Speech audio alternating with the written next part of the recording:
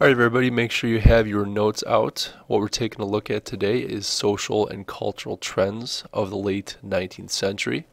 The question that we want to be able to answer by the end of this is, what luxuries did cities offer the middle class? In our last lecture we looked at immigration, we looked at some of the problems with cities and lower classes that had to deal with some of the issues of urbanization, ethnic enclaves that developed, and problems primarily that were dealing with issues within the cities.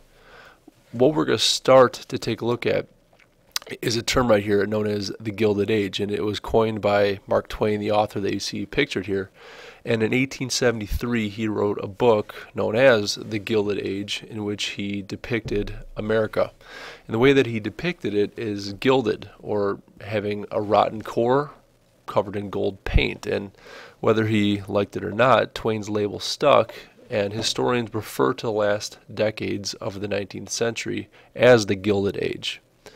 During this time, there was a new lifestyle that middle-class Americans were adopting, and during this period, shopping, sports, and reading popular magazines as well as newspapers contributed to the development of a commonly shared American culture that would continue into the next century.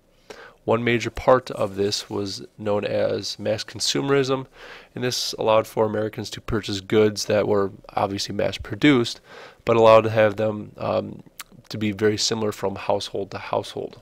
So our focus is really going to be on America's becoming consumers. Speaking of which, industrialization and urbanization was changing the lives of American workers. More products were available than ever before, and prices were extremely low. I mean, if you take a look at this, we have bicycles for in the neighborhood of $25. What this leads to is something that we know as conspicuous consumerism, and essentially it's the ability for people who wanted goods to buy the goods that they wanted because they were available to them on the market. They desired them, they had the cash flow to purchase them. This could be in the form of a camera, but also could be, as we see here, it could be for a baldness cream. This could be for anything that could be related to things that children want, to women, to men. Anyone within America was becoming a consumer. One major part that made consumerism so widespread was due to advertising. In 1858, Rowland H. Macy opened what he referred to as the very first department store in New York, that we would better know as simply as Macy's. Its sales method included widespread advertising, as well as developing a variety of goods organized into departments, hence department stores, and within it high-quality items at fair prices. Now, 10, 12 years later, many big cities had department stores. We're probably most familiar with, even though it is now closed, Marshall Field's in Chicago, Jordan Marsh was in Boston, Wanamaker's in Philadelphia. Interesting thing based upon what you see here is that when John Wanamaker opened his store in 1876, it was based upon a freight depot. So you can see how it's just literally a large warehouse that has been subdivided into departments. Department stores pioneered a new form of marketing and sales techniques for the first time. We see distinctive logos that consumers would recognize. For the first time, consumers really begin to purchase brand name goods.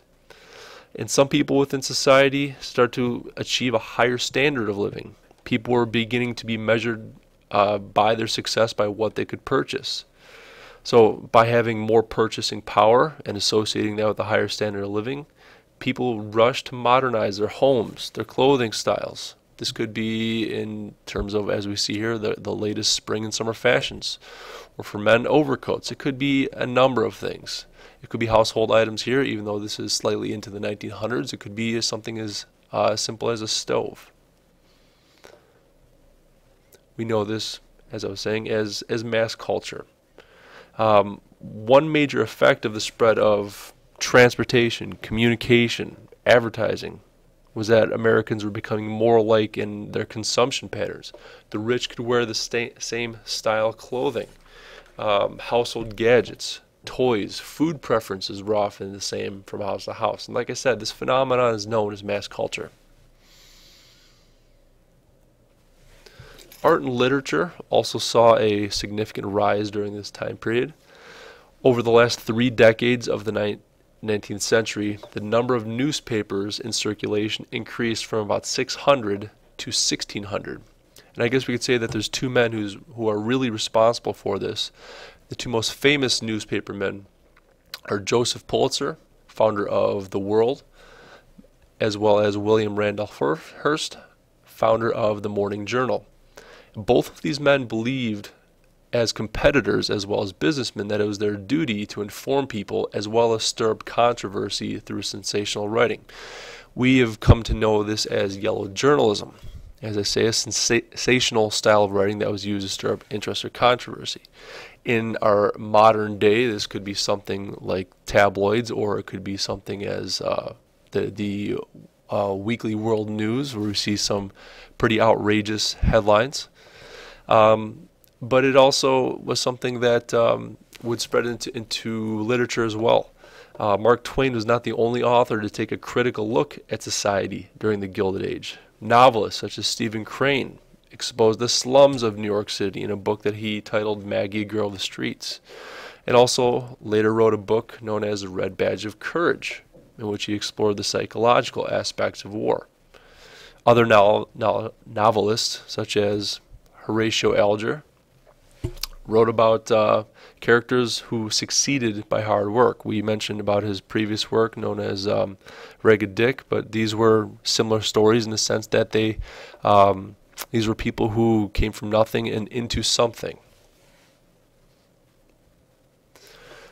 A byproduct of the flourishing industry that newspapers and literature found themselves in was that more Americans could read, and as a result, public education expanded rapidly. If you take a look at this chart, which shows the literacy rate of Americans from 1870 to 1979, it shows that from about about 1900, the literacy rate climbed to about 90%, meaning that to a certain extent, most Americans had the ability to read at least some of the simplest things. Urban leaders counted on schools at this time to help Americanize immigrants, teaching them English and shaping them to good citizens. At the same time, there was limited access to white schools for African Americans, and as a result of this, throughout the South, schools, colleges mushroomed as children of newly freed slaves set out to compete as free people. Good morning, students and faculty. Here is this morning's announcement. As we look at new forms of popular entertainment, we need to know that urban areas with large populations became centers for new types of entertainment during this time. Clubs, music halls, sports venues usually attracted large crowds who had time and money to spend. And as we see in this image here, city dwellers oftentimes would escape to amusement parks. With this image of Coney Island circa 1900s, urbanites, even those who had limited means, would be willing to pay entry fees for new and thrilling entertainment. In 1884, Lamarcus Thompson opened the world's first roller coaster at Coney Island. Coney Island was the nation's best known amusement park on the edge of the Atlantic Ocean in New York City, and it's still open today with such attractions such as Shoot the Freak, as well as, better known, the hot dog eating contest. It drew people in for a variety of reasons. Additionally, other people would go to see shows such as Buffalo Bill's Wild West show, which toured America and Europe. And the main attraction that it had here was that it shaped the world's romantic notion of the America West. The show included individuals such as the famed markswoman Annie Oakley, as well as the Sioux leader Sitting Bull. There would also be displays of riding, roping, horse and rider stunts. But if we were looking more urban entertainment, with dense populations, cities offered glitzy shows, different types of entertainment, and vaudeville was a show in which a combination of musical drama, songs, and off-color comedy would often be presented. There would also be movie theaters called Nickelodeons that introduced motion pictures, charging simply a nickel for admission. Imagine that. Movies such as The Great Train Robbery became wildly popular. Music halls, ragtime bands, created a style that would eventually become jazz.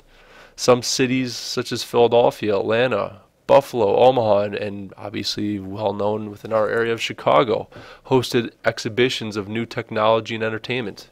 During the Columbian Exposition of 1893, Chicago transformed from what we know it now into this extremely beautiful, what they knew as the White City, showing off, as I mentioned, things such as steam engines to typewriters to telephones, and it really gave people a glimpse into the future. Spectator sports started to attract fans. Baseball, America's pastime, had been around before the National League was organized in 1876, but really became much more of a spectator sport.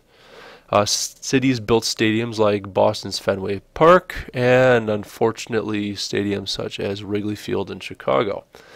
Until 1887, some teams would include African American players.